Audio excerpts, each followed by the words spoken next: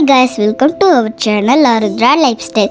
இன்றைக்கி நாம் ஒரு பீட்சா பர்கர் தான் பார்க்க போகிறோம். வாங்க வீடியோக்குள்ளே போகலாம். ஃபஸ்ட்டு ஒரு தோசைக்கல் எடுத்துகிட்டு அதுக்கு மேலே ஒரு தோசைக்கல் போட்டு ஆவி போகாமல் ஒரு மூடி போட்டு மூடி வச்சிடும். இதுக்கு தேவையான பொருள்லாம் பார்க்கலாம் வாங்க. Sweet corn, chilli flakes, tomato, onion, அதுக்கப்புறம் ப்ரெட்டு, கேப்சிகம், ப்ரெட்டு, அதுக்கப்புறம் மயோனேஸ், சாஸ். ஃபஸ்ட்டு ஒரு ப்ரெட் எடுத்துகிட்டு அதில் ஜாம் தடவி நல்லா போட்டுக்கிறணும். அதுக்கப்புறம் அதில் மயோனேஸ் போட்டு அதையும் நல்லா அப்ளை பண்ணி விட்டுக்கிறணும்.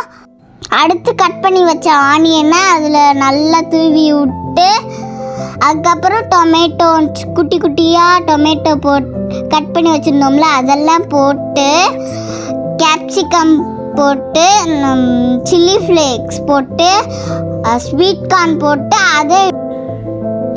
அதில் பட்டர் போட்டு நல்லா போட்டதுக்கப்புறம் மயோனேஸ் போட்டு அதை ஒரு பிளேட்டில் ட்ரான்ஸ்ஃபர் பண்ணி வச்சுக்கிறணும்.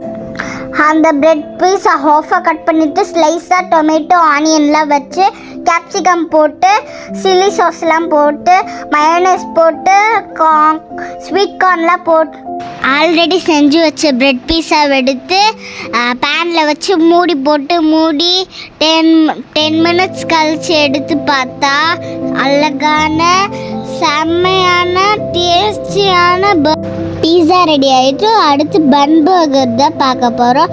நம்ம ஆல்ரெடி செஞ்சு வச்சுருந்த பன் பர்கர் தோசைக்கல்லில் போட்டு வேக வச்சதுக்கப்புறம் ரெடி ஆயிரும். நீங்களும் இந்த மாதிரி வீட்டில் ட்ரை பண்ணி பாருங்கள், செம்மையாக சூப்பராக இருக்கும். லைக் பண்ணுங்கள், ஷேர் பண்ணுங்கள், கமெண்ட் பண்ணுங்கள், சப்ஸ்கிரைப் பண்ணுங்கள்.